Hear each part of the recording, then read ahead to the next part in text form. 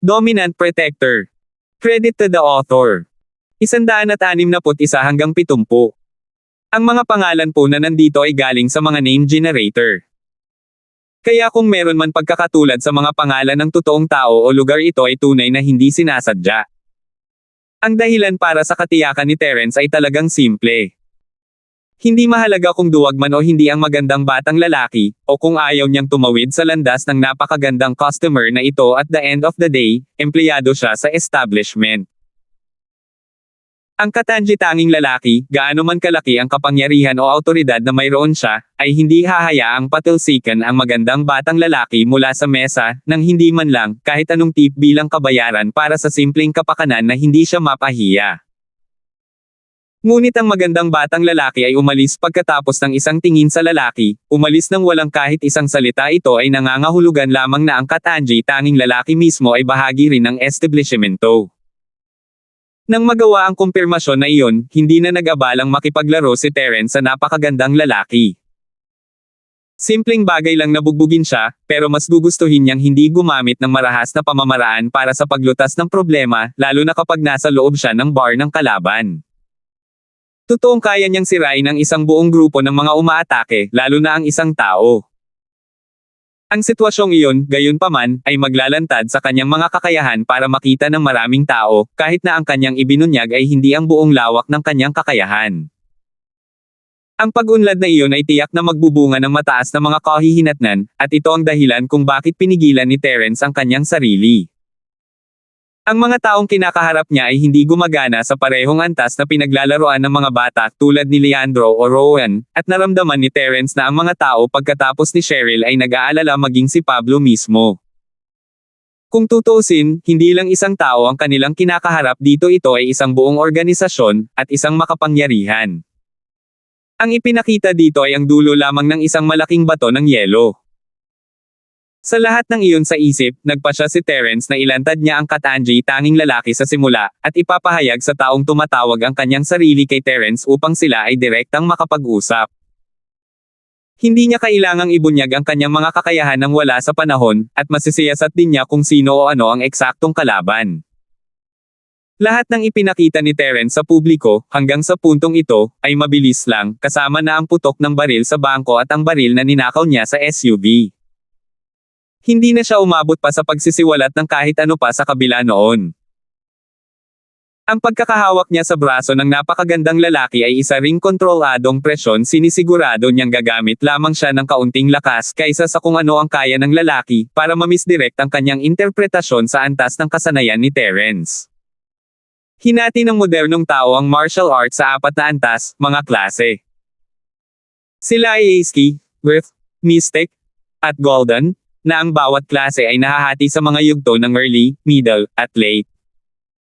Ito ay, sa katunayan, isang pangkalahatang dibisyon lamang upang suriin ang mga kasangkot sa mundo ng martial arts.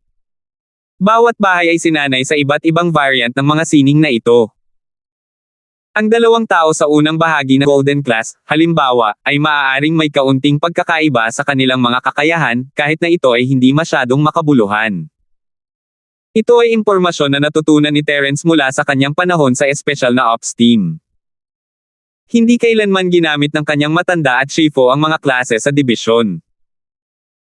Ang matandang lalaki ay nakatuon sa pagpapabuti ng pisikal na katawan, na kilala bilang pisikal na kung fu. Gumawa siya ng mga pagpapabuti sa pisikal na katawan sa pamamagitan ng kanyang sariling Eastern medicine.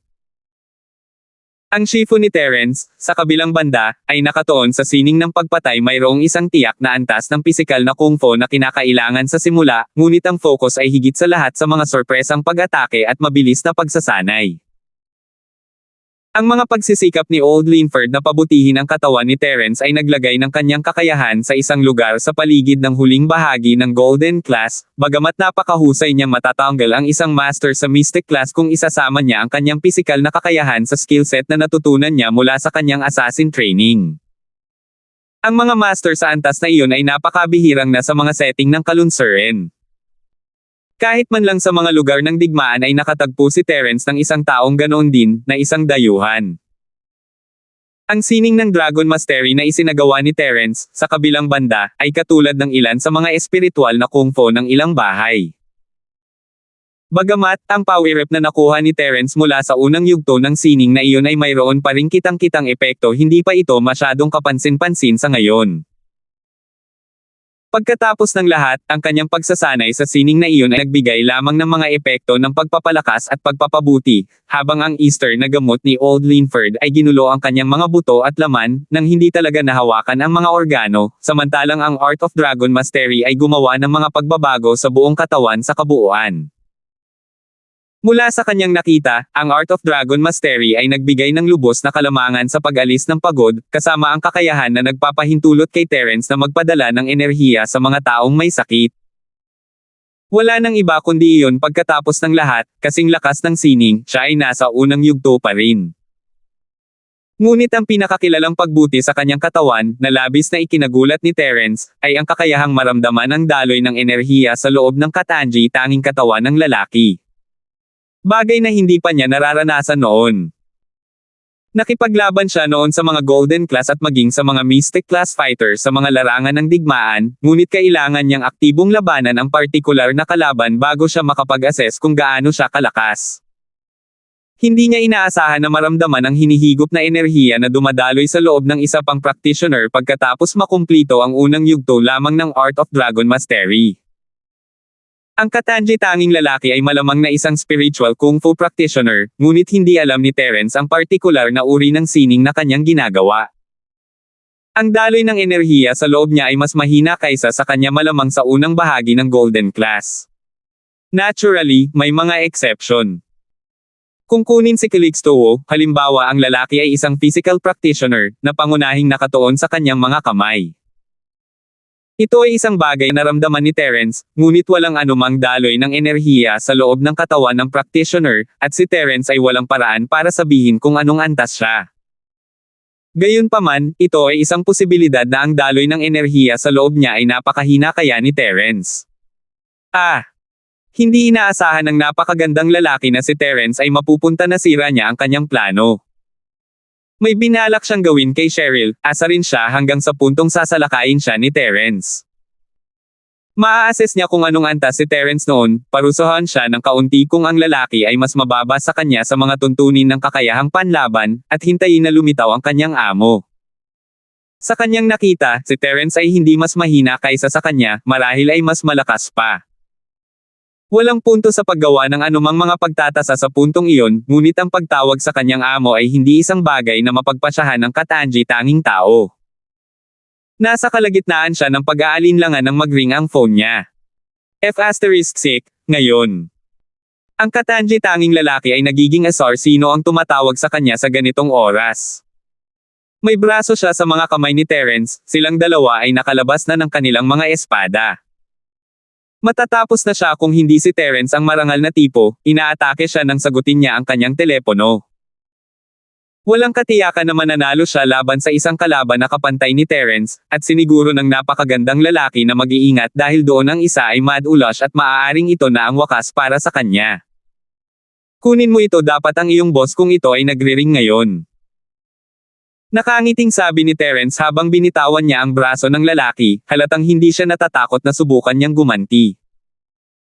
Hindi inaasahan ng Katanji tanging lalaki na hinayaan lang siya ni Terence tumingin siya ng malalim sa kanya bago inilabas ang telepono, sinisigurado na nakatutok ang kanyang mga mata sa kalaban sa buong oras.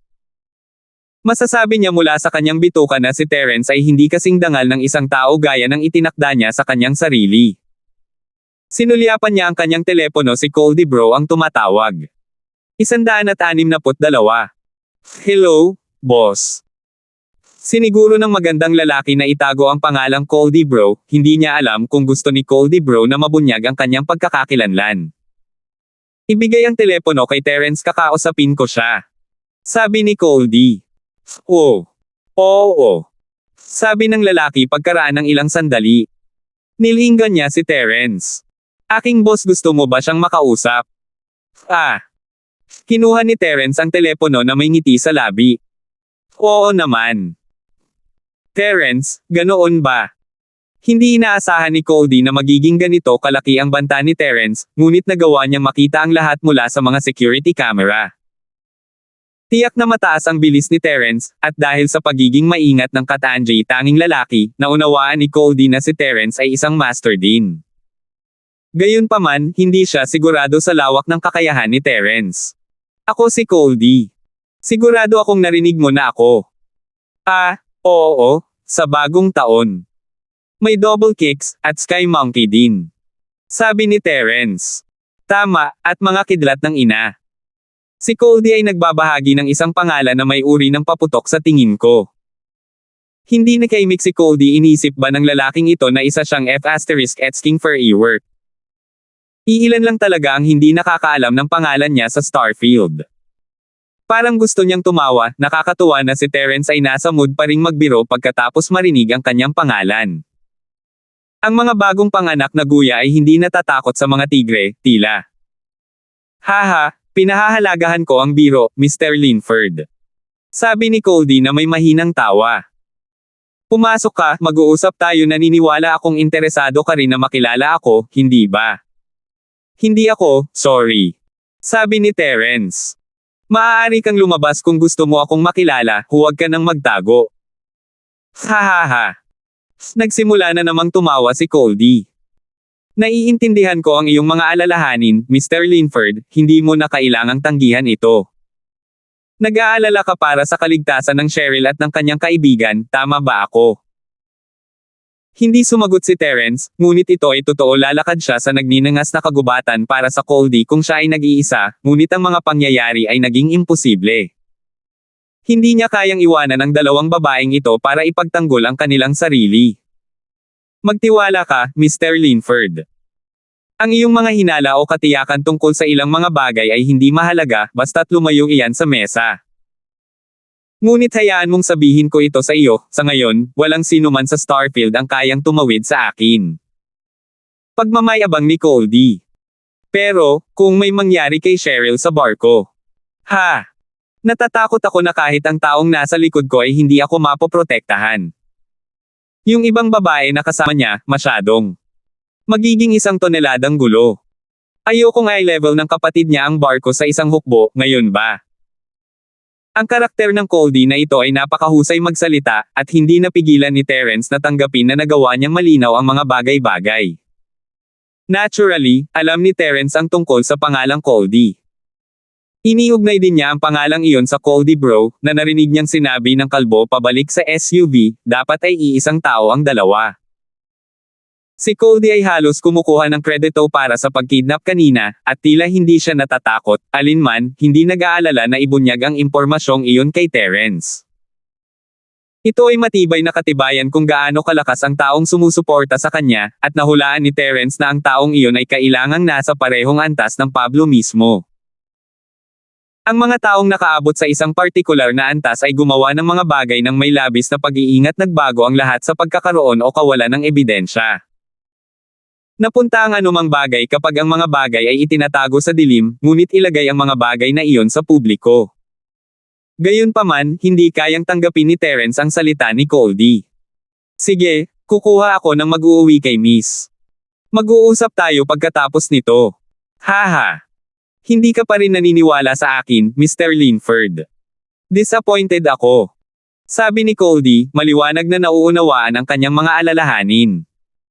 Sa masasabi ko, ikaw ay isang intelektual na tao, hindi ko masasabi ang parehong kung gagawin mo ang isang bagay na ganoon. Kahit anong sabihin mo. Agad na ibinaba ni Terence ang tawag, hindi na nag-abala pang makipaglokohan sa lalaki. Hello. F***sake. Hindi nakaimik si Goldie, binababaan siya ng lalaki. Kahit sino pang binata ay nakinig sa kanya pagkatapos ng ilang prods. Kung tutuusin, ang mga kabataang lalaki ay mapagmataas. Sa kabilang banda, totoo rin na wala siyang planong gawin kay Cheryl, anumang nangyari sa kanya ay maaaring magdulot ng malaking kahihinatnan para sa kanya mamaya. Ngunit walang pakialam si Terence sa lahat ng iyon, ibinaba siya sa isang pangungusap na ganoon. Isa itong malaking dagok sa pagmamataas ni Goldie. Ang mga kabataang lalaki ngayon ay masyadong ignorante sa mundo. Naawa si Goldie sa kanya. Hey! Terence, mas maganda sana ang mga bagay para sa iyo kung pipiliin mong makipagtulungan sa akin. Natatakot ako na kailangan kong humingi ng tawad kung hindi mo gagawin. Hindi sapat ang pangahas ni Cody na gawin ang anumang bagay kay Cheryl, ngunit ang pagpatay sa isang maliit na bodyguard na tulad ni Terrence. Sigurado siyang walang maghiganti sa isang karakter na tulad niya. Ibinaba ni Terrence ang tawag bago inihagis ang telepono sa napakagandang lalaki. Sabihin mo sa boss mo pupunta ako mamaya. Narinig ng lalaki ang pag-uusap, at kinuha ang telepono nang walang sinabi pa. Tumayo siya at naglakad palayo.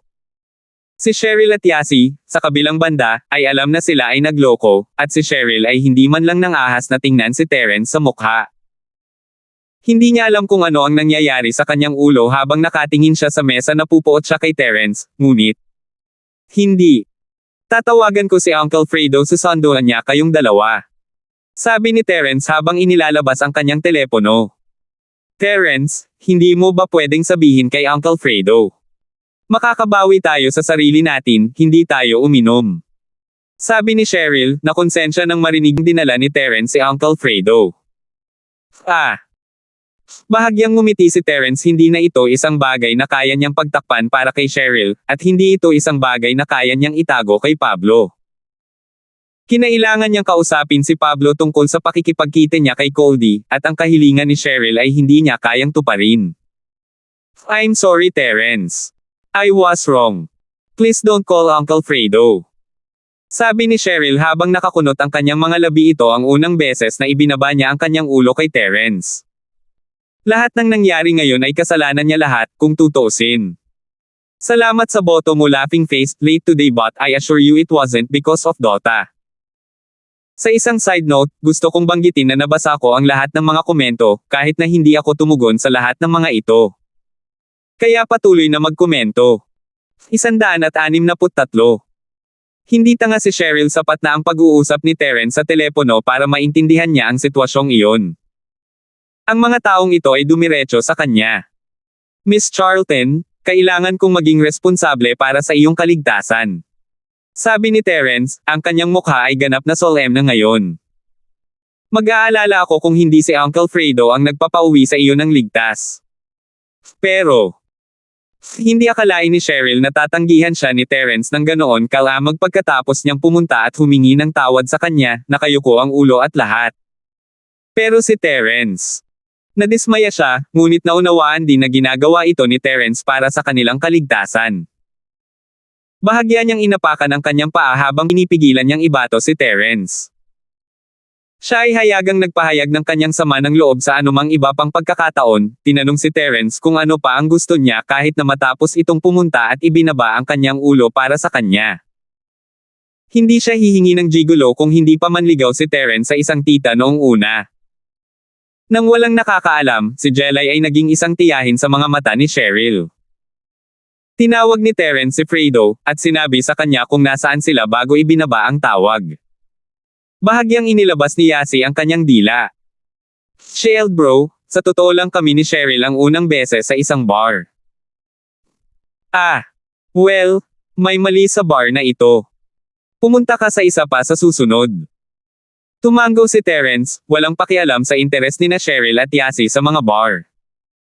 Ito ay sapat na bihira dahil ito ang unang pagkakataon, lalo na para sa mga mayayamang babae na tulad nila. Tungkol naman sa gigolo. Si Terrence ay hindi sigurado kung paano sasagutin iyon. Sa totoo lang, parehong may mabuting puso sina Cheryl at Yasi. Si Miss Charlton ay medyo mayabang, malamig sa labas at madamdamin sa loob.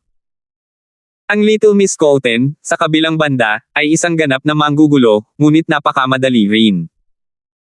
Itinuring ni Terrence ang kanilang relasyon bilang higit pa sa empleyado at employer. Sa puntong ito matagal na silang nag-hangout, kung tutuusin. Nagulat si Yasi sa sinabi ni Terrence na maaari silang pumunta muli sa isang bar. Parang hindi naman siya galit sa ginawa nila. Shield bro, hindi ka ba galit? Bakit naman ako magagalit? Tumawa si Terrence. Magpahinga muna kayong dalawa, pag-uwi nyo may gagawin pa ako dito. Huwag ka nang maghintay. Kay, mag-ingat ka. Sabi ni Yasi sabay tango. Ang casual na pag-uusap ni na Terence at Yasi ay medyo masakit para kay Cheryl. Bakit naging maayos ang pagsasama nila ni Yasi, at bakit parang may naghihiwalay sa kanila ni Terence? Bakit pa niya inaalala kung magkaayos sila noong una? Isa lang siyang tagasunod na inupahan ng kanyang ama, at kailangan niyang makinig sa mga utos nito kahit na hindi sila magkasundo. Para saan ba siya nasasaktan? Mabilis na nakarating si Fredo sa bar, kasama ang dalawang lalaking sumusunod sa likod niya. Masasabi ni Terence na sila ay mga mandirigma, kahit na nagsasanay lamang ng pisikal na kung fu, hindi masyadong malakas. Sapat na ang mga ito para sa paghawak ng mga regular na tao, ngunit ang mga practitioner na tulad ng Katanji tanging lalaking iyon mula pa noong una ay hindi pa isang taong kapantay nila. Mr. Linford. Humihingi ako ng paumanhin sa abala. Sabi ni Fredo sabay tango. Hindi ka ba babalik sa amin? May aasikasuhin pa ako dito. Sabi ni Terence. Iuwi mo muna sila, Uncle Fredo. Kakausapin ko si Uncle Charlton tungkol sa lahat ng ito kapag kaya ko na. Sige. Iniwan ito ni Fredo, at umalis kasama sina Cheryl at Yasi. Naunawaan niya ang bigat ng sitwasyon. Hindi hihilingin ni Terence na iuwi niya ang mga babae maliban na lang kung talagang kailangan niya. Si Terence ay malinaw na may kailangang harapin, at si Fredo ay wala sa napakagandang posisyon para magtanong ng napakaraming katanungan tungkol doon. Pinanood ni Terence ang pag-alis nila bago tumayo. Naglakad siya sa direksyon na iniwan ng napakagandang lalaki, at nakita niya ang isang karaniwang lalaki na naghihintay sa kanya kasama ang napakagandang lalaki na dumaan sa bar. Mr. Linford, ako si Janong Solly, ang manager ng bar na ito. Lubos akong nagsisisi sa lahat ng nangyari kanina. Sabi ng normal na mukhang lalaki habang naglalakad siya papunta kay Terence. Cut the crap. Nasaan si Goldie? Putol ni Terence, talagang hindi interesado sa kalokohan ng lalaki. Bahagyang namula ang mukha ni Janong sa pagkagambala ni Terence, ngunit nabawi ang kanyang katahimikan sa ibang pagkakataon. Sumunod ka sa akin, Mr. Linford. Pagkatapos ng lahat, ang taong ito ay isang taong gustong kausapin ng amo, at maging si Yovan, ang napakagandang lalaki, ay nagsabi na si Terence ay hindi mas mababa sa kanya sa mga tuntunin ng kakayahan. Marunong na makisama sa mga taong ganyan. Binuksan ni Janong ang pinto at sumenyas. Pakipasok, Mr. Linford. Hinihintay ka na ng amo sa loob. Direktang pumasok si Terence sa silid upang makita ang isang lalaking may tiyan sa loob. May isang payat na lalaki sa likuran niya na napaka-common ng mga itsura na walang pumapansin sa kanya. Siya ang tipo na halos hindi nakikita sa karamihan. Yumigting ang mukha ni Terence nang maramdaman niya ang pagdaloy ng enerhiya sa loob ng payat na lalaking ito. Mas mataas ito ng bahagya sa kanya. Sa hitsura nito, nasa peak late phase siya ng golden class. Elder Janong, nararamdaman ko ang daloy ng kanilang enerhiya, ngunit nararamdaman ba nila ang akin? Tanong ni Terence sa loob, biglang nag-isip ng isang napakahalagang tanong, napunta ba ito sa magkabilang direksyon? Mukhang hindi posible. Mahinang sabi ni Elder Janong. Iba ang pag-absorb nila ng enerhiya kaysa sa iyo, ang tawag sa kanila ay purong chi. Ang iba't ibang uri ng pagsasanay ay nagre-resulta sa iba't ibang mga purong chi, at maaari lamang itong gamitin ng mismong practitioner. Hindi ito maaaring ilipat sa ibang tao, habang ang enerhiya sa loob mo ay universal. Nakikita ko. Kaya sa madaling salita, ang enerhiya sa loob ko ay maaaring ilipat sa purong chi na kailangan nila, tama ba? Tanong ni Terence. Sa teorya. Sinabi ni Elder Janong, natutuwa na mabilis na natuto si Terence. Ito rin ang dahilan kung bakit hindi nila maramdaman ang iyong daloy habang nararamdaman mo ang sa kanila. Si Terence ay parehong nasiyahan at nagulat sa sagot, tila maaari na siyang maging isang lobo na nakadamit ng tupa sa lahat ng gusto niya mula ngayon. Ito ay ang kanyang gintong daliri. Magagawa niyang husgahan ang lakas ng kanyang kalaban bago pa man, at makatakas kung itinuring niyang masyadong marami ang kalaban para mahawakan niya.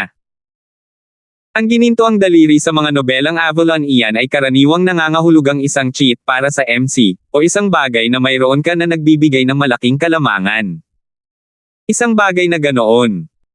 Saglit na itinuon ni Terence ang kanyang mga mata sa payat na lalaki, at bahagyang ngumiti sa kanya ang payat na lalaki. Sa abot ng kanyang pag-aalala, si Terence ay nasa peak early phase ng Golden Class. Itinago din niya ang kanyang presensya, at hindi dapat maramdaman ni Terence kung gaano siya kalakas. Ipinagpalagay ng payat na lalaki na tiningnan lang siya ni Terence dahil sa curiosity bilang isang resulta. 164. Umupo. Sinabi ng lalaking mataba ang tiyan pagkatapos ng isang tingin kay Terence, maliwanag na iniisip ang kanyang sarili na mas mataas kay Terence. Ang lalaking ito ay walang iba kundi si Coldy, at ang unang impresyon ni Terence sa kanya ay kung gaano kadominant ang lalaki.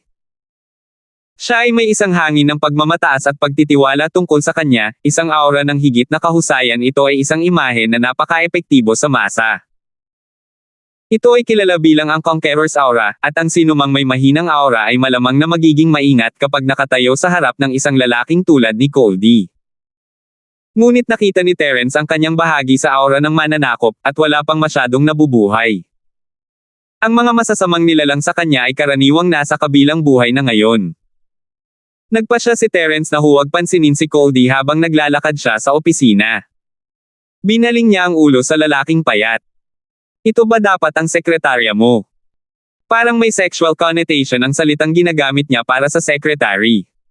Nanlaki ang mga mata ni Coldy habang pinipigilan niyang magmura. Itong si Terence ay hindi sumusunod sa nakasanayang script.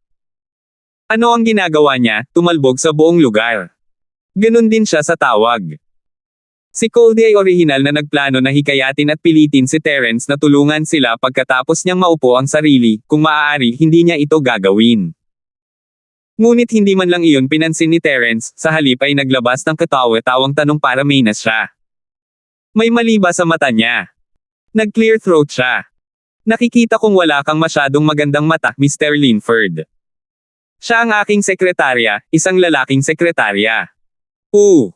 So Coldy bros into that things, ha? Tumango si Terence, na parang may naiintindihan. Sabi ko, mataba, wala kang binabalak na gawin sa akin, hindi ba? Hindi ako umiindayog sa ganoong paraan. F***.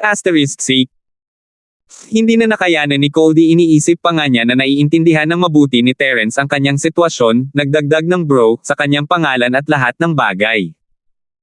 Natuwa lang siya sa sarili niya nang magsabi si Terence ng isang bagay na kasuklam-suklam.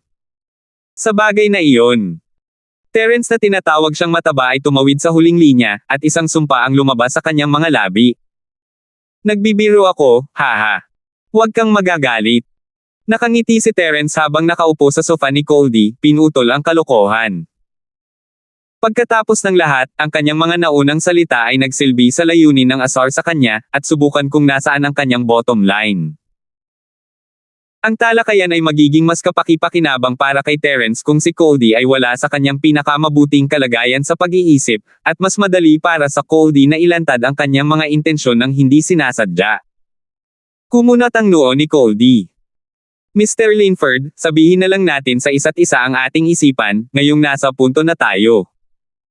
Oo, tayo. Sabi ni Terence. Ang pangasar kay Coldy ay para pigilan din siya sa pagbubuga ng anumang kalokohan sa kanya, pagkatapos ng lahat, sa pamamagitan ng pagpapakita sa kanya na si Terence mismo ay mas may kakayahan sa kalokohan kaysa sa kanya. Magaling. Sabi ni Coldy. Let us get to the point. That robbery case from before, ikaw ang Samira, oo. Hindi man lang ako kailangan para doon. Sagot ni Terence, walang pakialam. Mukhang basura sila sa kanilang trabaho. Ano, mga tauhan mo ba sila? Hindi inaasahan ni Terence na titango si Coldy bilang pagsang-ayon. Sa totoo lang, hindi ko isinaalang-alang ang presensya mo, Mr. Linford. Isang pagkakamali ko na ipadala sila. Oh. So you're telling me that the mastermind behind the bank robbery? Ikaw ba? Hindi maintindihan ni Terence kung bakit ganoon na lamang ang pag-amin ni Coldy sa krimen. Ako ay isa lamang sa mga kumikita. Paliwanag ni Coldy. Sigurado akong gugustuhin mong iwanan ang mga detalye ng mag-isa. Kung tutuusin, kung mas marami kang alam, mas mabilis kang mamatay. Ha? Banta ba yon? Sabi ni Terence, ganap na walang pakialam habang tinatanggap niya ang pagbabanta. Hindi ka ba natatakot na isusumbong kita sa pulis? Hahaha. Tumingin si Coldy kay Terence na parang tulala. Natural, oo. Bakit ko sasabihin sa iyo ang lahat ng ito kung ako nga? Ganun ba? Sabi ni Terence, nakatingin sa taong matabang. Huwag maniwala sa akin. Pwede mong subukan. Sabi ni Coldy sabay wave ng kamay. Patunay. Ebidensya. Wala kang ebidensya, at hinding-hindi ako mag-iiwan ng anumang ebidensya. Dapat kong sabihin, Terence, ikaw ay walang muwang at medyo ta. Ang mga tao sa ating antas ay exempt sa mga karaniwang batas, alam mo kung bakit. Dahil walang pruweba. Ang tanging mga taong magkakaproblema ay ang mga nakasangla. Sa tingin mo ba wala silang alam sa mga pulis dito kung ano ang ginagawa nila? Sige, mas alam nila kesa sa iyo. Pero hindi nila ako mahawakan, alam mo ba kung bakit ganun dahil ang mga karakter na sumusuporta sa akin ay mas mataas sa kaya nilang harapin kailangan nila ng matibay na ebidensya bago pa nila ako mahawakan. Kaya sinasabi mo na ganoon din sa akin kung papatayin kita ngayon nang hindi nag-iiwan ng anumang ebidensya para sa pulisya. Tanong ni Terence. Ito ay isang nakakatuwang halimbawa, ngunit hayaan mo akong magbigay ng isang sagot para sa iyo kung papatayin mo ako habang sapat na matalino upang burahin ang lahat ng bakas ng ebidensya o mga pahiwatig, kung gayon oo basta't nasa likuran mo si Pablo. Walang sino mang maglalakas loob na gumawa ng anuman sa iyo. Paliwanag ni Coldy.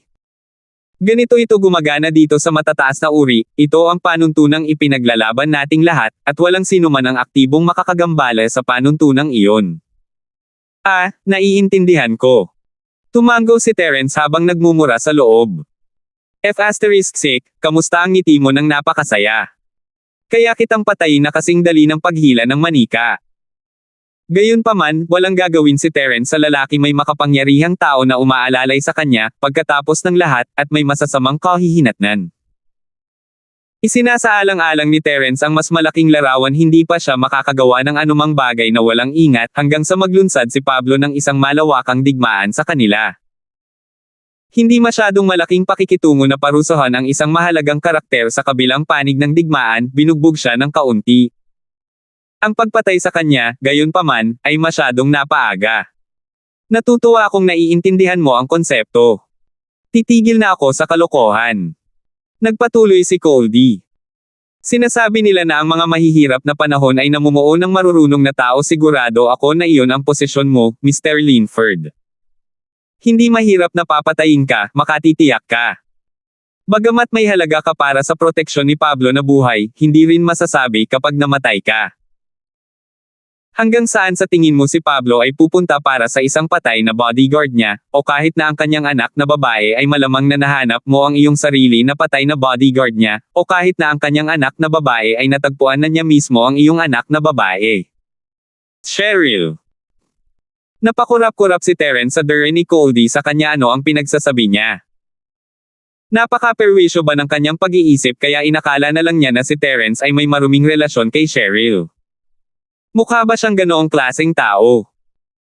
Tumingin si Terence kay Coldy na inisip na ang kanyang sarili ay may ganap na kontrol, at hindi maiwasang maawa sa kanyang katangahan. Naawa siya sa kanya. Kung tutuusin, ang mga nag-aakalang alam na nila ang lahat nang hindi naman sila ang pinakabobo sa lahat. Ano ang gusto mong sabihin? Hindi nagabala si Terence na tanggihan ang mga akusasyon ng lalaki, nagpa siya na hayaan na lang siyang magpatuloy sa hindi pagkakaunawaan kung ano ang nangyayari sa pagitan nila ni Cheryl. Iyon ay mas mabuti, actually may dahilan siya para ipatong ang kanyang mga kamay sa kanya sa susunod, na nagbibigay sa kanya ng isang liner tulad ng ginagalaw mo ang aking babae, ginugulo ko ang iyong pamilya. Makipagtulungan sa amin. Confident na sabi ni Coldy. Makipagtulungan sa iyo.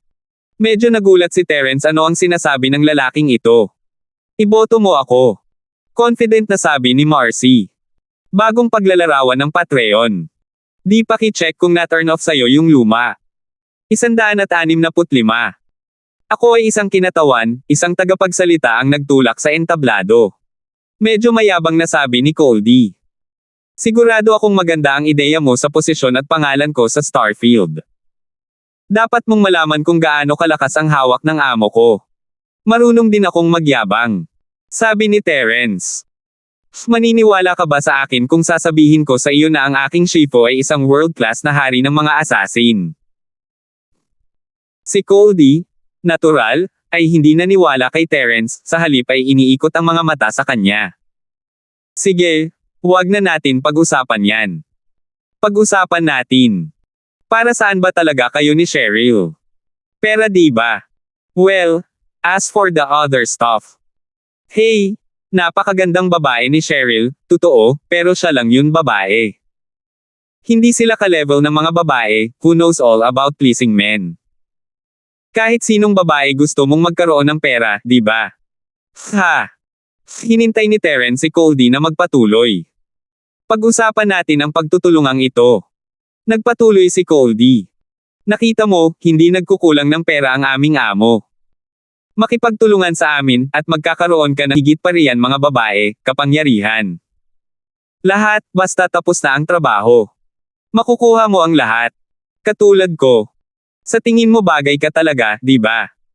Gustong tumawa ni Terence, ngunit hindi niya magawa masyado itong malungkot.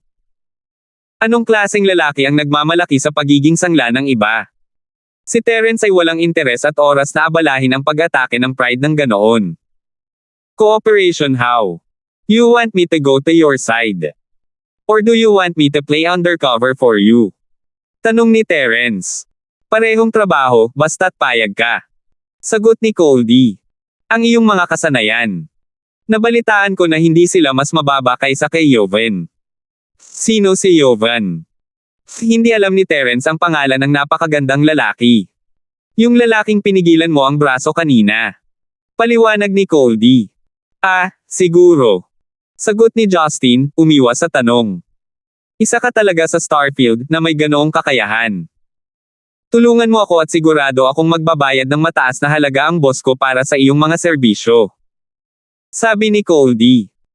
Siyempre, maaari ka ring magpatuloy bilang undercover sa tabi ni Cheryl, at I-enjoy ang iyong buhay ng mga babae at kayamanan, at babayaran ka rin namin. Kakailanganin mo lamang na sumagot kapag ang oras ay tama, at mahalaga. Ang paraan ng pagsasabi mo ay parang napakadali. Ngunit napakahirap sa pagsasanay.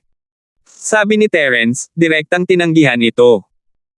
Una, sobrang kontento na ako sa buhay ko ngayon, at wala akong kakapusan sa pera sa halagang ibinabayad sa akin ni Pablo. Sa totoo lang, nabubuhay ako ng mapayapang kaiganhawahan sa ngayon, at hindi talaga ako interesado sa mga high-level na undercover na misyon. Kaya, pasensya na hindi kita madadala sa bagay na iyon. Mr. Linford, sana pag-isipan mo itong mabuti bago magsalita. Sabi ni Goldie. Sa tingin mo ba ay mayroon kang anumang iba pang pagpipilian, sa puntong ito? Isa pang banta. Tanong ni Terence habang nakataas ang ulo para tingnan si Goldie. Makikita mo ito sa ganoong paraan. Sabi ni Goldie ng bilang milya. Maaari mong ituring ito bilang payo o banta, ikaw ang bahala. Okay, naiintindihan ko.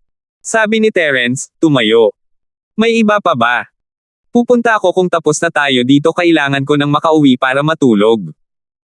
Kaya oo o hindi iyon? Tanong ni Goldie. O humihingi ka ng oras para pag-isipan ito? Hindi na kailangan iyon, hindi iyon. Sabi ni Terence. I've made my position quite clear. Magkikita ulit tayo sa susunod. Sana hindi mo pagsisihan ang iyong desisyon habang lumalabas ka sa pintuan na iyon. Sabi ni Goldie na nakakunot ang noo, hindi inaasahan na ipapasa ni Terence ang mas magandang alok. Tila natulala siya kay Miss Charlton na ang umuwi para matulog ay malamang na isang pahiwatig sa bahagi ni Terence. Masyadong puno ng maruming katiwalian ang isip ni Goldie. Ha! Itinulak ni Terence ang pinto, at aalis na sana nang mag-distort at nagbago ang mukha ni Goldie. Siya ay puno ng kumpiyansa kanina, kahit na sinabihan si Terence na makipagkita sa kanya ng personal, kahit na nagbukas at umamin na siya ang tao sa likod ng pagnanakaw sa bangko. Iyon ay para sa kapakanan na maisakay si Terence sa kanyang bangka. Para sa kanya, bawat tao ay may kanya-kanyang presyo, at hanggat nag-aalok si Goldie ng sapat na kita, sigurado siya na tatalikuran ni Terence si Cheryl para sa kanyang kampo. Ngunit si Terence ay hindi kailanman nag-abala pang tanungin ang presyo, tahasan itong tinanggihan. Hindi sigurado si Cody kung minamaliit niya o minalabis na niya si Terence. Sobra-sobra ba niya ang pagpapahalaga sa kanya para sa kanyang walang kabuluhang katapatan, o minamaliit siya, na iniisip na ang kagandahan lamang ang kanyang hinahangad? I see. Mag-ingat ka, Mr. Linford. Sinabi ni Cody, na nauunawaan na ang lahat ng puwang para sa pakikipagtawaran ay sarado na si Terence ay nagpasya na, at sa gayon ay walang halaga sa kanya. I will. Mag-ingat ka rin, Cody bro, huwag kang gagawa ng hindi matalino. Kasabay nito, lumabas si Terence sa opisina. Hindi niya alam ang pagkakakilanlan, ngunit may isang pangunahing bagay na naunawaan niya ngayon, ang lalaking nakipag-away kay Pablo ay ang lalaking sumusuporta kay Cody. Ang pagnanakaw sa bangko, sa kabilang banda, ay pinlano ni Cody. Ngunit walang masyadong magagawa ang mga pulis sa kanya, mula sa nakita ni Terence sa tiwala at walang takot ng lalaki. Nangangahulugan ito na ang simpleng pagdakip sa mga magnanakaw ay nangangahulugan ng pagtatapos ng kaso ng pagnanakaw sa kabuuan. Si Terence ay hindi isa na sumunod sa wastong pamamaraan, ngunit si Cody ay hindi pa nababatid ang kanyang ilalim na linya. Si Pablo ay hindi pa nakasagot dito, at nagpasya si Terence na pabayaan si Cody sa pagkakataong ito. Kung tutuusin, hindi mahirap na alisin si Cody, ang tao mismo ang nagsabi nito, magiging maayos si Terence kung papatayin niya ito nang hindi nag-iiwan ng ebidensya. Hindi kumikilos sina Yovan Lee at Janong para pigilan siya sa pintuan, pinayagan si Terence na makaalis at makaalis. Mukhang hindi kikilos ang dalawang ito sa sarili nilang kagustuhan ng walang direktang utos mula sa Cody. Pumasok si Terence sa dilaw na Beetle ni Yasi, at umalis sa Solid Cloud Bar. Nawala ang Audi S5 ni Cheryl, malamang na ibinalik ng isa sa mga tauhan ni Fredo. F***King hell, kontra pagbabante sa akin, siya ba? Ikinawi ni Cody ang kanyang kamay sa payat na lalaki pagkaalis ni Terence. Jordan, tanggalin mo itong lalaking kasama ni Yovan. Magiging tinek lang siya kapag hindi niya ako sasamahan. Oo. Mahina na sumagot si Jordan, at lumabas ng silid nang walang sinabi pa. Si Jordan ang master na binanggit ni Cody noon, ang peak late face ng Golden Class na itinalaga sa kanya ng kanyang amo. Mayroon siyang epikong pangalan, ibinahagi ang Jordan Zhang, kay Jordan Zhao mula sa 7 Heroes and 5 Gallants.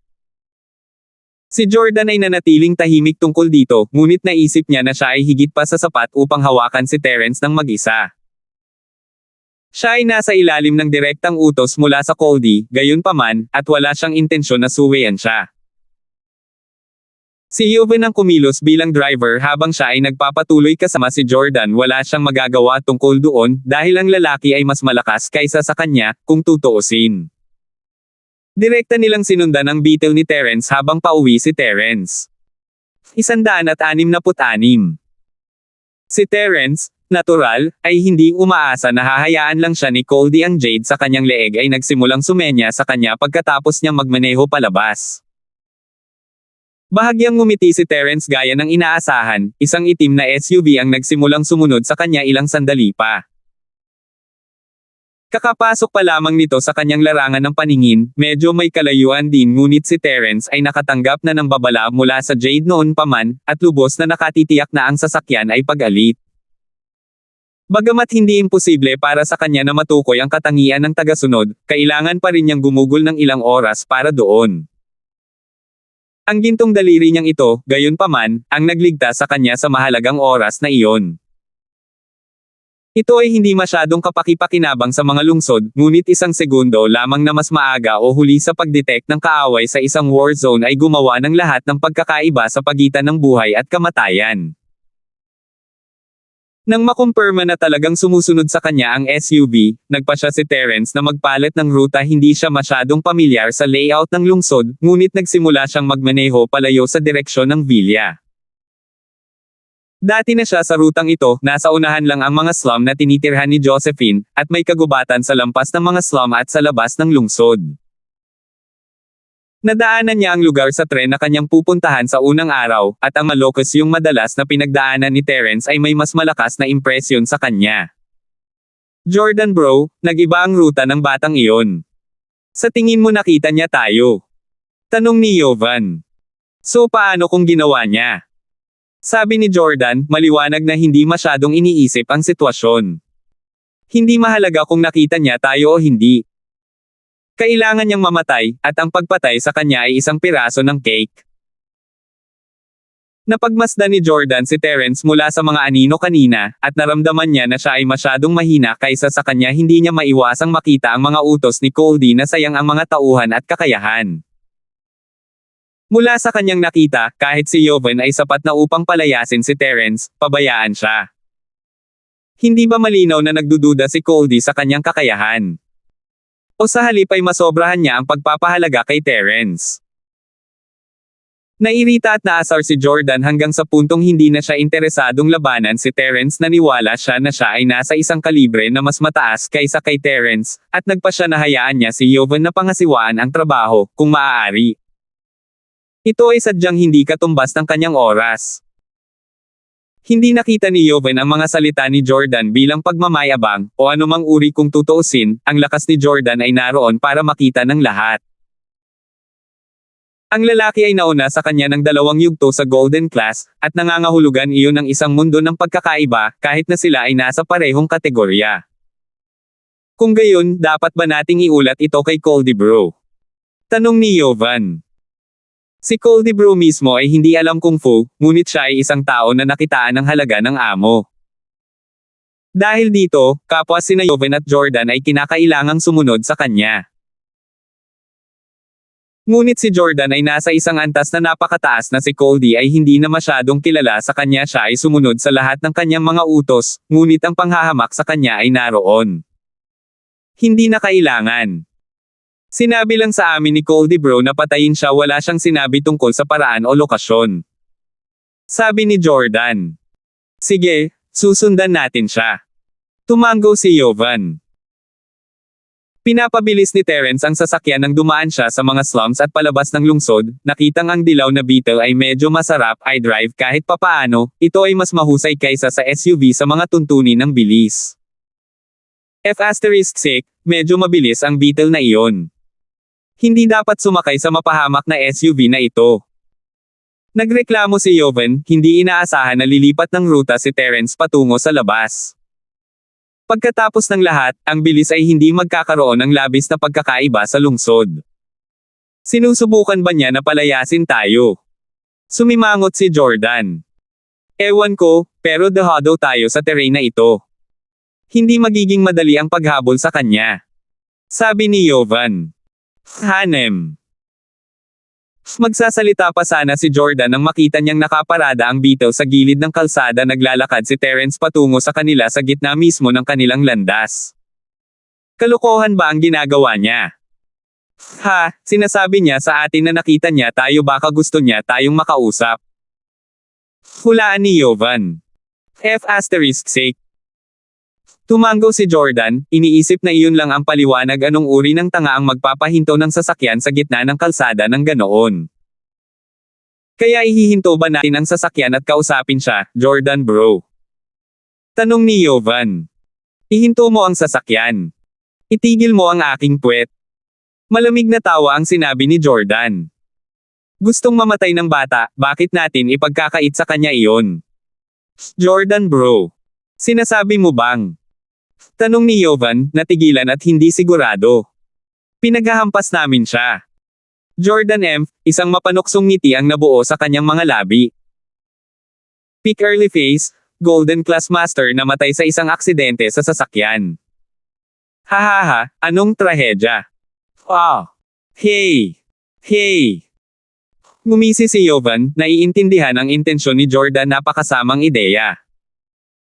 Ang isang practitioner, pagkatapos ng lahat, ay masayang mamatay sa labanan kaysa sa isang bagay na wala sa lugar tulad ng isang aksidente sa sasakyan. Kahit na mahulog sa ilang masamang tukana ay mas mainam para sa isang practitioner. Hindi dapat maging mahirap para kay Jovan at Jordan na ibagsak si Terence gamit ang kanilang pinagsamang kakayahan, ngunit si Jordan ay nagpaplanong patayin si Terence nang hindi man lang bumaba ng sasakyan. Sa halip ay napatay siya. Talagang iiyak si Terence kung malalaman niya ang pinaplano ni Jordan. Damn, Baad ka, Jordan bro. Nakangiting sabi ni Jovan habang naghahanda siyang pabilisin. Huwag mong bilasan.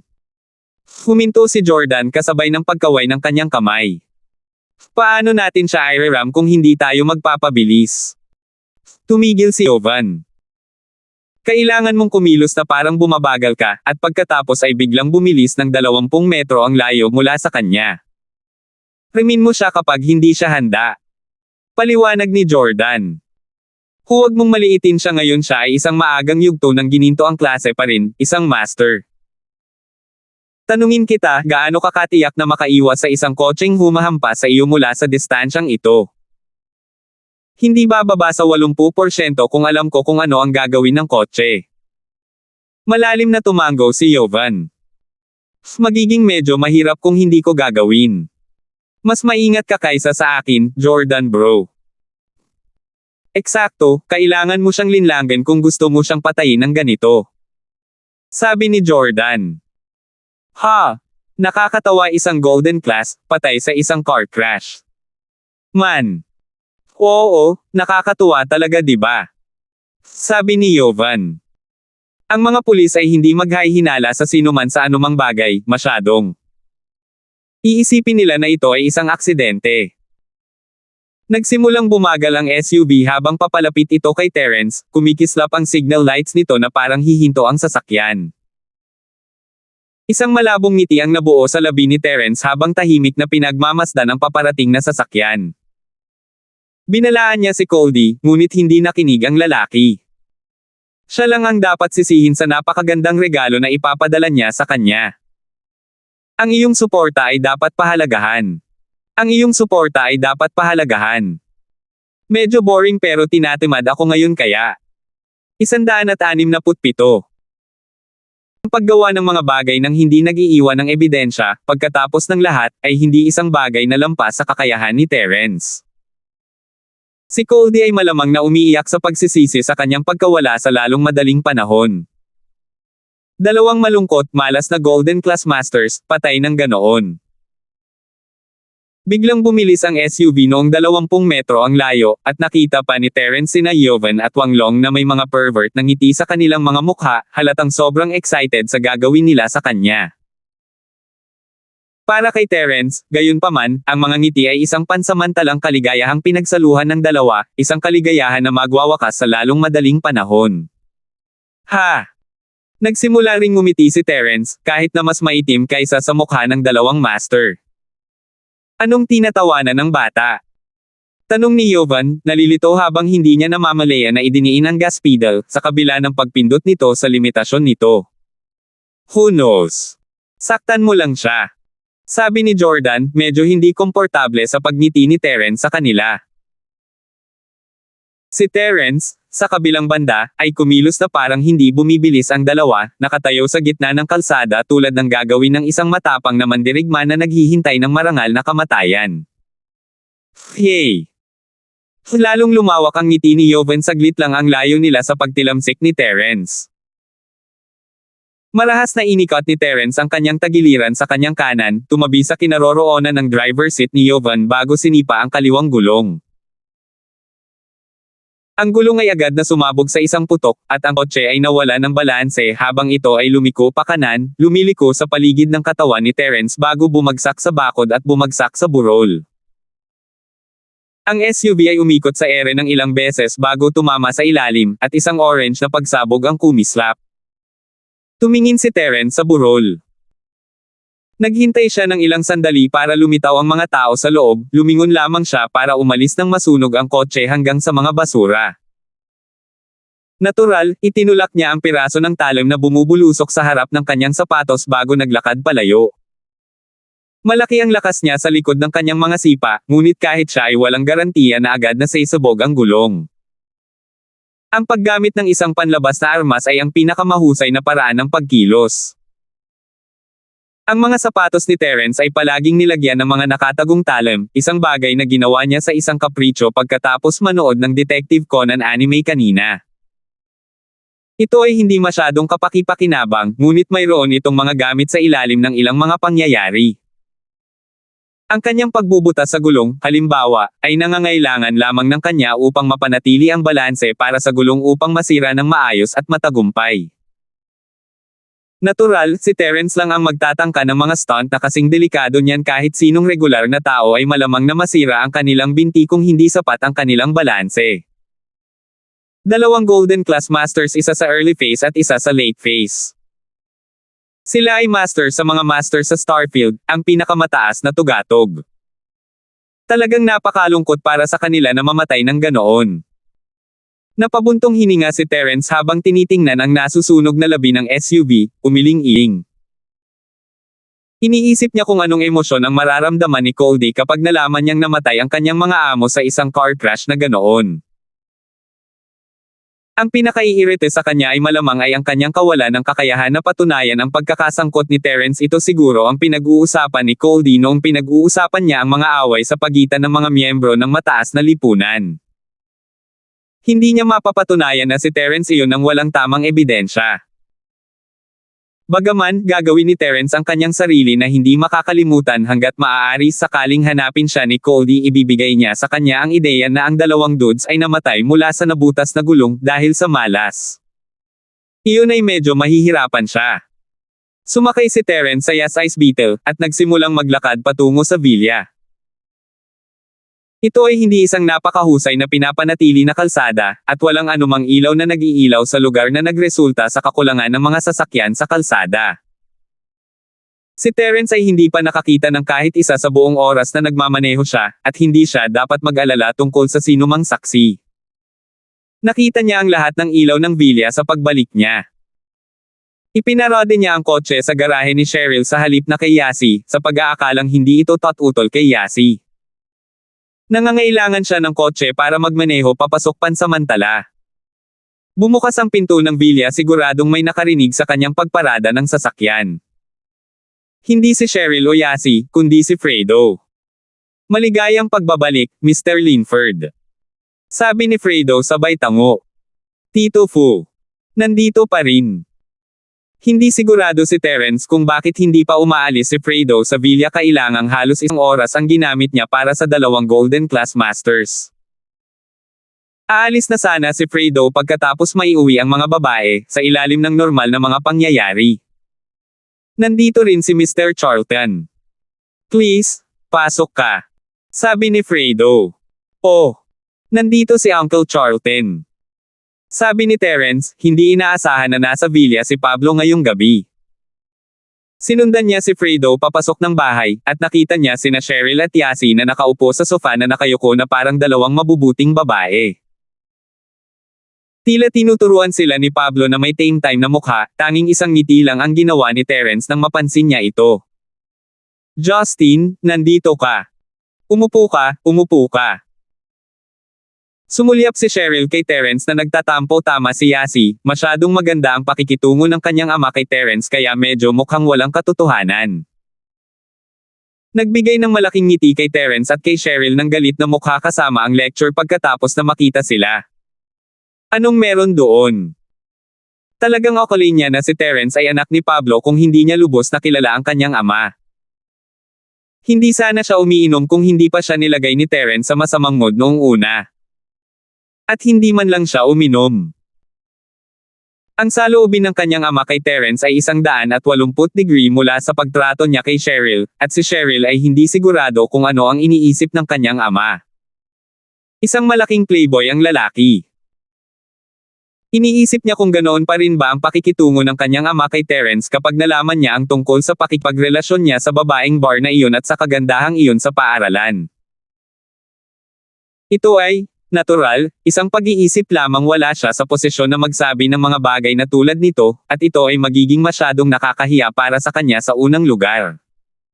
"Salamat sa gulo, Justin. Buti na lang andito ka ngayong gabi." Nakangiting sabi ni Pablo. "Walang anuman, Tio Charlton." Ngumiti si Terence. "Wala akong masyadong ginawa.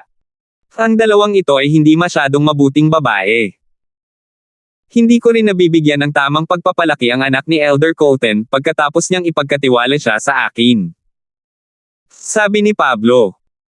Sino ang nakakaalam kung ano ang maaaring mangyari kung hindi mo sila kasama ngayong gabi? Sa totoo lang, Tio Charlton, ang nangyari ngayong gabi ay hindi kasalanan ni Cheryl at Yasi. Sinabi ni Terence, na iniisip na bibigyan niya ng paliwanag si Pablo pagkatapos tingnan ang nagtatampo na mukha ni Cheryl at ang walang pakialam na mukha ni Yasi. 168. Wow! Kumurap-kurap si Pablo, hindi inaasahan na si Terence ay magsasalita para kay Cheryl at Yasi ng ganoon. Maging si Cheryl mismo ay nagangat ng ulo kay Terence. Ang kanyang impression kay Terence, kung tutuusin, ay hindi maganda. Maaaring hindi sila sipain ng lalaki habang sila ay down, ngunit ang pagsasalita para sa kanya ay hindi isang bagay na inaasahan niya mula sa kanya. Masyadong masama ang pakikitungo niya sa kanya ngayon. May problema, Uncle Charlton. Baka pwede nating pag-usapan ito sa kwarto ko. Ayaw ni Terence na masyadong malaman ni Cheryl at Yasi ang mga nangyayari, mag-aalala lang sila. Tumango si Pablo bago bumaling kina Cheryl at Yasi. Cheryl, Yasi, umakyat na kayong dalawa at magpahinga, tapos na tayo para sa araw na ito. May pag-uusapan ako kay Justin. Okay. Si Cheryl ay hindi isang taong hindi nakakabasa ng mood. Ang tono ni Terence ay nagmungkahi na may natuklasan siyang mahalagang bagay sa bar, marahil ay tungkol sa mga kaaway ng kanyang ama. Kung paano kumilos si Terence sa bar, masyadong naunawaan na ni Cheryl sa ngayon na ang mga tao noon pa man ay nakikita na sila ni Yasi mula pa noong una. Hinawakan ni Cheryl ang kamay ni Yasi at umakyat sa itaas, at pinaupo ni Terence ang sarili sa sofa na inuupuan ng mga babae. Magsalita ka, Justin. Sabi ni Pablo sabay kumpas. Tito Charlton, narinig mo na ba ang pangalang Goldie?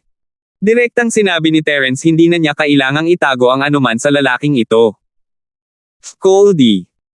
Kumunat ang noo ni Pablo. Kilala ko siya. Red Flower Estates, isa sa mga pangunahing kakompetensya ng Pablo Industries sa Starfield. Well, siya ang nasa likod ng pagnanakaw sa bangko. Sabi ni Terence. Siya. Isang gulat na ekspresyon ang lumitaw sa mukha ni Pablo. Ang aming mga kumpanya ay mga kakompetensya, ngunit kami ay palaging may kalahating-kalahating relasyon sa mga tuntunin ng mga plano na nakuha namin sa aming mga kamay at mga katulad.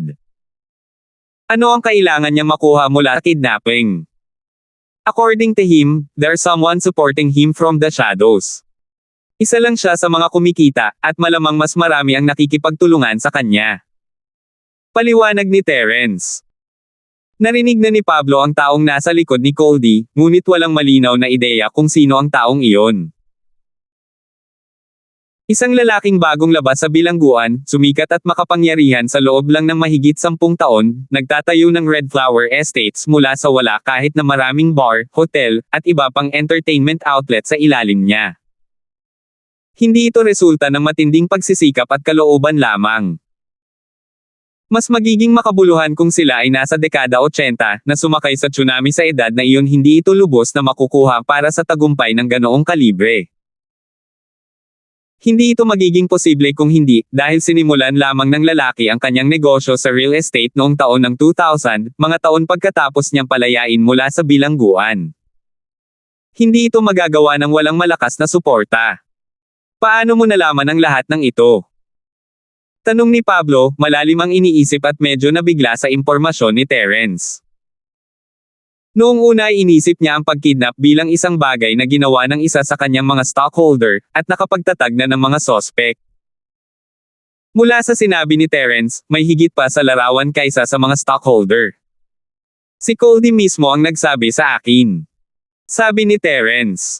Siya mismo ang nagsabi sa'yo. Hindi makapaniwalang tanong ni Pablo.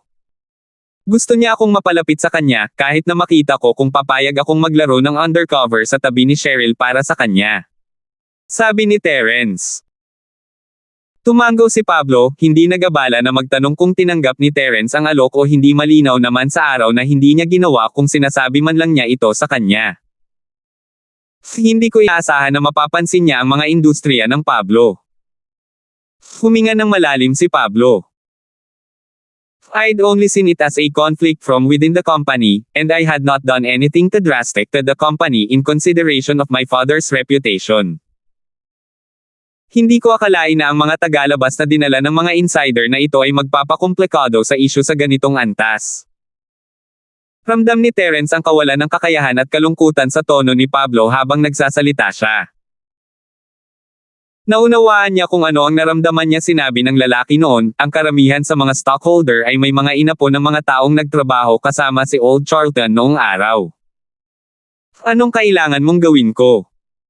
Tanong ni Terence, itinaas ang ulo kay Pablo. Ang lalaking ito, si Cody, siya ay may napakakomplikadong background, at siya ay nagpapatakbo sa parehong legal at iligal na eroplano. Mas gugustuhin kung huwag siyang gawing kaaway ng publiko. Medyo walang magawang sabi ni Pablo. Kailangan nating gawin ito simula sa loob ng kumpanya, kung ano ang nangyayari. Justin, tumutok ka lang sa pagprotekta kay Cheryl at Yasi, ipaubaya mo sa akin ang mga bagay na ito. Sa totoo lang, Tio Charlton, matutulungan ko ang mga problema mo. Nakangiting sabi ni Terence. Magdudulot pa rin sa atin ng kaguluhan si Cody kahit iwanan natin siya. Nagpadala siya ng 2 amo para patayin ako pagkatapos kong tanggihan ang kanyang alok. Ano? Nagpadala si Cody ng mga lalaki pagkatapos ng iyong buhay. Sabi ni Pablo, natulala at gulat na gulat habang nakatingin kay Terence, halatang hindi inaasahan na pupunta si Cody ng ganoon kalayo. Ang imahe ni Cody ay isang tyrant, ngunit si Pablo ay may kaunting pakikipag-ugnayan lamang sa lalaki. Pagkatapos ng lahat, siya ay isang maayos na negosyante na halos walang kinalaman sa kabilang panig ng batas. Oo, 2 Golden Class Masters. Hindi sigurado si Terence kung alam ni Pablo ang tungkol sa mga klase ng division, ngunit mukhang hindi iyon ang kaso batay sa ekspresyon ng kanyang mukha. Ngunit may bahagyang paggalaw sa mukha ni Pablo na tumagal ng isang iglap, at kahit sino ay makaligtaan ito kung hindi niya ito pinansin.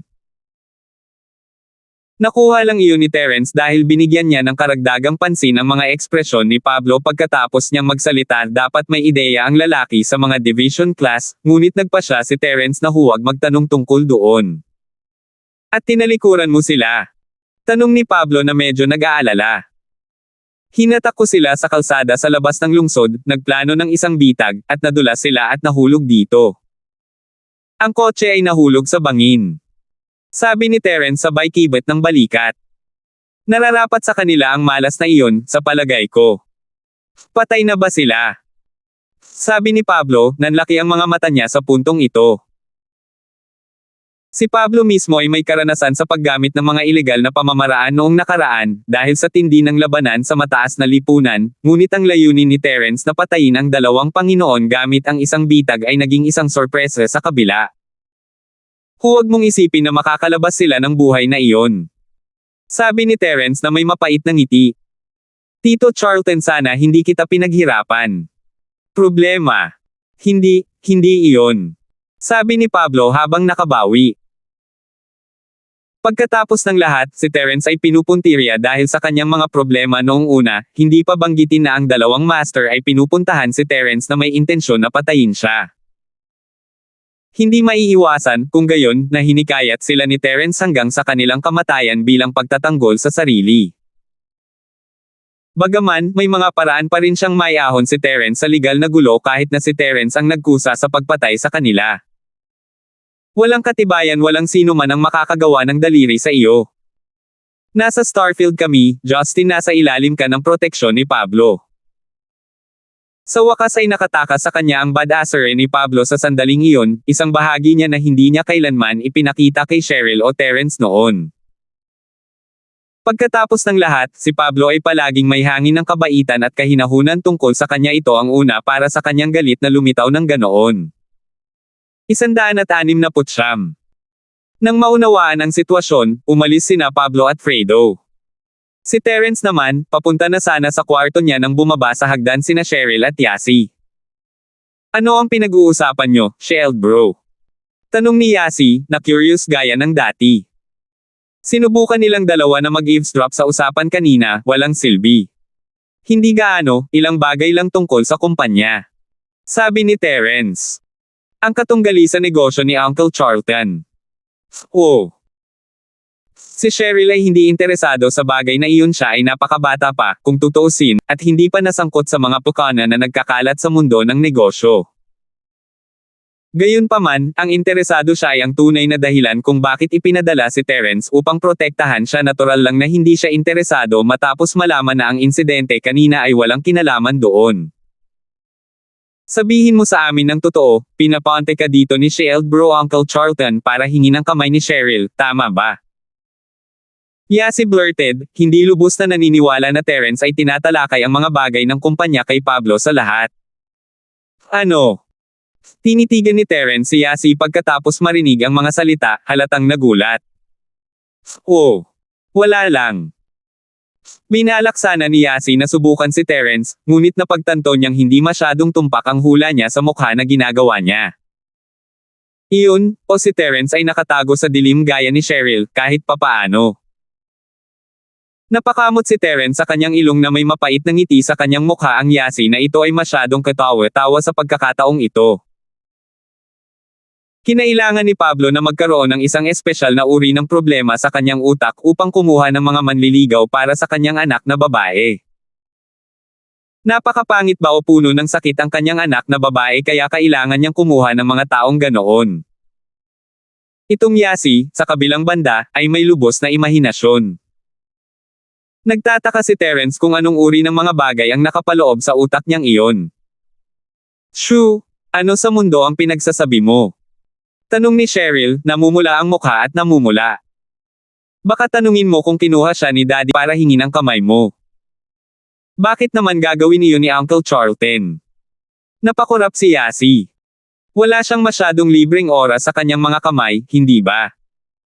Iginala lang ni Cheryl ang kanyang mga mata, halatang naiinis kay Yasi. Puputusan ko yung mga labi mo kapag ipinagpatuloy mo ang kalokohang iyon. Kay. Pero nakakapagsalita ka pa rin na napupunit ang labi mo, alam mo ba? Kailangan mong tahiin o ano? Medyo mali ang diskarte mo, Cheryl. Ganti ni Yasi. Tumalikod na lang si Cheryl at umakyat sa hagdan. Masyadong malakas ang matalik na kaibigan na ito para guluhin niya. Hintayin mo ako, Cheryl. Sabi ni Yasi, sumunod kay Cheryl. Umiling si Terence habang pinagmamasdan ng dalawang batang babae na umaakyat. Hindi pa rin siya nakakapunta sa ikalawang palapag, at hindi niya maiwasang magtaka kung ano ang nasa itaas. Bigla niyang naalala na nasa kanya pa pala ang susi ng kotse ni Yasi. Shoo! Hanem! Tumawag ka ba, Shield Bro? Tanong ni Yasi, ibinalik ang kanyang naguguluhan na ulo para tingnan si Terence bago nagulat na ibinuka ang kanyang bibig. Tinanggap ka ba talaga ni Uncle Charlton para hingin ang kamay ko? Halos madapa si Terence sa pahayag. Gusto ko lang ibigay sa'yo ang susi ng kotse mo. Oh, car keys. Nahihiya at nagpapanik na sabi ni Yasi. Ha, nagbibiro lang ako. Alam ko. Tumango si Terence nang may katiyakan. Kung tutuusin, kilala ang dalaga sa kanyang mga kalokohan at kasinungalingan. Hehe, good. Nakahinga ng maluwag si Yasi, biglang nag-init ang mukha niya. Buti na lang may kakaiba siyang imahe. Medyo awkward at nakakahiya kung matuklasan ang kanyang tunay na iniisip. Oh, tama ba, pwede ko bang hiramin ang sasakyan mo sa loob ng ilang araw? Medyo mahirap sundan ka sa susunod na lalabas ka. Tanong ni Terence. Oo naman. Hindi ako magdadrive nito. Sabi ni Yasi sabay wave ng kamay. Iiwan ko rin sa'yo ang susi ng bilya. Kailangan mo ng laptop, di ba? Kunin mo na lang ito kapag may oras ka. Well, matutulog na ako. Bye. Siguradong sigurado si Yasi na namumula ang mukha niya, parang lobster na nilalagnat. Ipinaalala nito sa kanya ang advertisement na matagal na niyang nakita. Ano na bro? Nagluluto ka. Sa totoo lang, tinakpan ng madilim na ilaw ang pula ng mukha ni Yasi, at hindi iyon pinapansin ni Terence noong una. Kay, kukunin ko bukas. Si Josephine at Willa, sa kabilang banda, ay lumabas ng gate ng paaralan sa ilalim ng maraming daliri at mga tingin. Itong Terence. Nagmura si Josephine. Babalik muna ako, Josephine. Magkalapit na nakatira sina Willa at Josephine, ngunit hindi sila sabay na naglakad pa uwi dahil sa barbecue stand kung saan kailangan si Josephine. Oo. Mag-ingat ka at baka bisitahin mo si So kapag libre ka. Hindi masyadong stable ang emosyon niya ngayon, wala man lang siyang sinabi sa akin noong huling bumisita ako. Sabi ni Josephine. Oo, gagawin ko. Tumango si Willa. Pagkatapos ay pumunta si Josephine sa kalye ng pagkain nasa kalagitnaan ng kanyang ina sa paghahanda ng barbecue. Nakapout, inilagay ni Josephine ang recipe sa harap ng kanyang ina. Eto, ang recipe. Oh, nakuha mo. Masayang sabi ni Mrs. Duran habang pinupulot ang recipe. Sa totoo lang, hindi siya sigurado kung talagang ibibigay sa kanya ni Terence ang recipe, baka sinabi lang niya ang lahat para sa kapakanan ng pag-uusap, pagkatapos ng lahat. Hindi niya inaasahan na makukuha talaga ni Josephine ang recipe dahil doon nangangahulugan ito na magiging mas mahusay ang kanyang negosyo simula ngayon, at hindi na magiging mas masaya si Mrs. Duran tungkol doon. Naalala mo bang magpasalamat sa kanya? Oo, ginawa ko. Ngumisi si Josephine. Salamat sa kanya. Salamat sa kanya para sa tala ng pag-ibig na iniisip ng lahat na ibinigay niya sa akin. Ikaw. Nagpasalamat ka ba talaga sa kanya? Si Mrs. Duran ay ina ni Josephine, at natural na alam niya ang pinakamahusay, umiling siya ng walang magawa habang tinitingnan ang ekspresyong iyon sa mukha ni Josephine. Marahil ay hindi man lang naisip ng dalaga na pasalamatan si Terence. Ang kanyang anak na babae ay isang mabuting babae, na may isang problema lamang, isang bahagyang mapagmataas at malamig na personalidad. Ito ay angkop para sa isang batang babae na ipinanganak sa isang mayamang pamilya, ngunit hindi sa kanila. Bumantong hininga si Mrs. Duran sa kanyang sarili, lalago si Josephine upang matanto ang mga kalupitan ng buhay sa oras siya ay umabot sa kanyang edad. Pagkatapos ng lahat, siya ay naging mapagmataas tulad ng kanyang anak na babae. Ito ay ang kalupitan ng buhay na pumutol sa kanyang mga gilid. Sabi ko, nagawa ko na. Sabi ni Josephine habang hindi natural na kumikibo. Heto, tulungan na kita mama. Okay lang, mas maaga kaming nag-iimpake ngayon. Kailangan kong subukan ang recipe na ito pag uwi ko. Don't wanna risk the spice at store closing if we work too late. Sa gayon, sinimulan ni Mrs. Duran ang pag-iimpake ng stand-up. Walang magawa, binigyan ni Josephine ng kamay ang kanyang ina. Bakit ganoon na lamang ang paniniwala niya kay Terence? Paano kung ang mga pampalasa na ito ay ilang random na scribbles na isinulat ni Terence sa isang kapritsyo? Mag-aaksaya sila ng maraming materyales at sangkap kung iyon ang kaso. Ngunit wala siyang ibang pagpipilian kundi ang sumama sa kanyang ina, tila nagtitiwala siya sa Terence na iyon, kung tutuusin. 170. Sinundan ni Josephine ang kanyang ina sa supermarket sa kanilang pag-uwi, kumuha muna ng mga sangkap para sa pagsubok. Pagkatapos ay nagmamadali si Mrs. Duran na gumawa ng ilang pakpak ng manok at mga skewer ng karne batay sa recipe ni Terence, kahit humuhuni habang lumalaki ang kanyang pag-asa sa hinaharap. Pagkatapos ng lahat, ang mas mahusay na negosyo ay nangangahulugan lamang ng isang mas mahusay na kapaligiran para sa pamilya. Maaari pa silang makaipon para sa kanyang kalaguyo upang maoperahan. Nagtataka naman si Jucheng Duran kung bakit tuwang-tuwa ang kanyang asawa habang nakahiga siya sa kanyang may sakit. Honey, anong meron? May nangyari bang maganda? Tanong ni Jucheng na naiinip din sa buong araw na nakahiga sa kama, hindi niya kayang tulungan ang asawa kahit gusto niya. Wala siyang ibang magawa kundi matulog at kumain. Binigyan ako ng kaklase ni Terence ng recipe ng barbecue. Magiging maganda talaga ang negosyo natin kung gagawin natin ito ng maayos. Sabi ni Mrs. Duran habang inilalagay ang adobo na pakpak ng manok at mga tuhog ng karne sa refrigerator para mag-freeze. Sa totoo lang, magandang balita iyan. Sabi ni Jucheng, natuwa rin sa balita. Kailangan talaga nating magpasalamat sa kaklase na iyon kung magiging maayos ang lahat. Ang iyong mahalagang anak na babae ay talagang kumikilos ng napakataas at makapangyarihan sa buong panahon. Ang batang iyon ay may magandang impresyon sa kanya, ngunit palagi niyang binibigyan siya ng malamig na balikat. Sabi ni Mrs. Duran. Palagi siyang naiirite sa tuwing naiisip niya ang ugali ni Josephine kay Terence. Tingnan natin kung gaano siya kahusay kung magpapakasal siya sa isang tulad mo. Masakit ang mga salita ni Mrs. Duran, ngunit malayong magalit si Jucheng doon. Ang paghiga sa kama sa loob ng kalahating taon ay may nagawa sa isang tao, at iba ang iniisip niya ngayon. Kung tutuusin, totoo na ang kanyang kawalan ng kakayahan ay kinaladkad ang kanyang asawa at anak na babae kasama niya. Sila ay medyo mas mahusay na kung siya ay may anumang ipon, masyadong. Sa gitna ng kanyang pagkakasala, at ang debosyon ng kanyang asawa sa kanya, napagtanto ni Jucheng na hindi niya kayang mamuhay ng ganito ang kanyang anak kapag ito ay lumaki. Ito ay hindi buhay para sa isang normal na tao. Ngunit ang mga salita ng kanyang asawa ay nagdulot ng ilang pag-aalala. Isa ba siya sa mga young masters na iyon? Mag-ingat na hindi mauwi ang mga bagay-bagay tulad ni Fen at sa nobyo niya noon, pinaglalaroan lang siya at lahat. Huwag mong isipin na posible iyon. Ipinaliwanag ni Mrs. Duran. Ang bata ay hindi mukhang spoiled sa lahat, medyo gentleman, masyadong sa tingin ko ay pakikitunguhan niya ang aming anak na babae ng maayos. Ito ay isang maliit na bahay, at narinig ni Josephine ang lahat.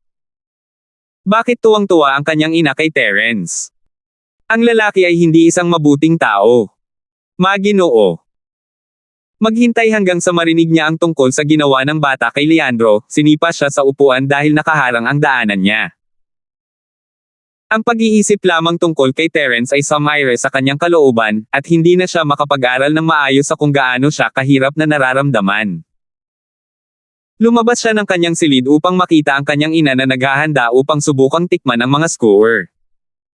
Kailangan mo ng tulong, nanay. Tanong ni Josephine, sinusubukang abalahin ang kanyang sarili ngayong hindi maganda ang pag-aaral. Tulungan mo akong tuhugan ang ilan sa mga pakpak ng manok na iyon ako ang magsisimula ng apoy. Sabi ni Mrs. Duran habang tinatabi niya ang mga kawayan para magsimula ang apoy. Oh! Sabi ni Josephine habang sinimulan niyang itulak ang mga skewer sa karne. Hindi niya alam kung ano ang lasa nito, ngunit medyo masarap ang amoy nito. Pagkatapos ay inilagay niya ang mga skewer sa apoy matapos ni Mrs. Duran ang kanyang paghahanda, pinapaypayan ang apoy habang niluluto ang mga pakpak. Hindi nagtagal bago kumalat ang isang nakakaakit na aroma mula sa mga pakpak ng manok, at maging si Josephine ay nagsimulang maglaway. Mukhang hindi nagsisinungaling si Terence. Naamoy din ni Jucheng ang bango. Mabango yan, honey. Ginagawa nito, hindi ba? Hindi pa nasubukan ni Mrs. Duran ang mga pakpak, ngunit ang aroma ay sapat na patunay ng lasa nito. Napakaraming mga customer ang darating sa kanyang kinatatayuan mula sa amoy lamang. Malapit nang matapos, hayaan ko munang subukan mo. Hindi napigilan ni Jucheng na makaramdam ng kaunting kahihiyan, binibigyan muna siya ng kanyang asawa at anak na babae ng pinakamasarap na pagkain bago sila kumain, habang siya ay nakahiga sa kama buong araw. Matagal na niyang tinapos ang sarili niyang buhay kung hindi niya alam ang sakit na ay dudulot nito sa kanyang asawa. Habang ang kanyang asawa ay patuloy na nag-aalala tungkol sa paggawa ng maling pagpili, palagi niyang sinusuportahan ang buong pamilya at bahay ng buong pagsisikap, iyon ay sapat na patunay ng kanilang pagsasama. Terence, ibigay mo itong chicken wing sa tatay mo. Sabi ni Mrs. Duran habang iniaabot ang unang tuhog kay Josephine. Hindi napigilan ni Josephine na malunok ang kanyang laway habang nakatitig sa malutong, mayaman na kulay sa pakpak ng manok. Ngunit hindi niya napigilan ang sarili na kumagat dito, naghihintay ang kanyang ama, kung tutuusin. With that, tumakbo siya papunta sa kama ni Jucheng at inabot ito sa kanya. Kumain ka na, Terence. Si Jucheng, natural, ay nakita ang mukha ni Josephine. Nagbibinate na ang dalaga, at kung tutuusin ay umuunlad pa ang kanyang katawan. Habang si Jucheng mismo ay kumakain ng mas masahol na skewer ng mga natirang pagkain, iyon ay dahil sa pagsasaalang-alang sa kalusugan ni Josephine. Wala ni isa sa kanila ang nagnanais na ang babae ay kumuha ng sick leave mula sa paaralan sa susunod na araw. Ang partikular na pakpak ng manok, sa kabilang banda, ay bagong luto, at gusto ni Jucheng na matikman ng kanyang anak na babae ang unang lasa. Hindi ako nagugutom, tatay, tataba ako kapag kumain ako ng marami. Umiling si Josephine. Sige, huwag na kayong mag-away, Old Duran, kainin mo na lang. Malapit na akong matapos sa mga skewer dito, kakainin namin ni Terence ito. Nakangiting sabi ni Mrs. Duran. Sige na. Tumanggo si Jucheng, kinuha ang pakpak ng manok matapos marinig ang sinabi ng asawa. Kinagat niya ito at pinakitaan siya ng thumbs up. Talaga medyo kakaiba ang lasa. Siguradong mabebenta ito ng malaki. Ang susunod na batch ng mga skewer ay tapos na rin, at si Mrs. Duran ay nag-abot ng isang skewer kay Josephine bago kumuha ng isa. Mas gugustuhin ni Josephine na hindi aminin, ngunit ang mga pakpak ng manok sa pagkakataong ito ay malayo, mas masarap kaysa sa ginawa ng kanyang ina. Wala itong pinagkaiba sa mga naroon sa malaking restaurant na itinuro ng dating kasintahan ni Fen sa kanila ni Willa. Kamusta, Terence? Hindi pa kinakain ni Mrs. Duran ang sa kanya, ngunit may magandang hula kung gaano ito magiging matagumpay sa hitsura lamang ng mukha ni Josephine. Okay lang siguro. Pagsisinungaling ni Josephine, ayaw niyang masyadong masiyahan si Terence sa kanyang sarili, kahit wala siya rito. Kinagat ni Mrs. Duran ang kanyang sarili, at nanlaki ang kanyang mga mata. This is okay. May mali ba sa taste buds mo? Halos walang pinagkaiba ito sa mga trademark sa mga barbecue restaurant. Ito na ganito na lang ang lulutuin ko mula ngayon. Kukuha pa ako ng mga supply sa supermarket bukas. Malamang na mas mabente ito kaysa sa mga luma. Kinailangan ni Josephine na aminin ang bango ay napakakakit-akit, kahit na ang mga customer doon ay naghahanap upang punan ang kanilang walang laman na tiyan at hindi masyadong mapili kung ano ang kakainin. Karamihan sa kanila ay gusto lamang ng pagkain na mas malasa kaysa sa mga makikita nila sa kantin, pagkatapos ng lahat, at sigurado si Josephine na ang mga pakpak ng manok na ito ay kwalipikado. Imbitahan si Terence at ang kaibigan niyang iyon sa bahay natin ngayong weekend, air treat natin sila ng barbecue bilang pasasalamat. Masayang sabi ni Mrs. Duran, halatang labis ang pasasalamat. Ano?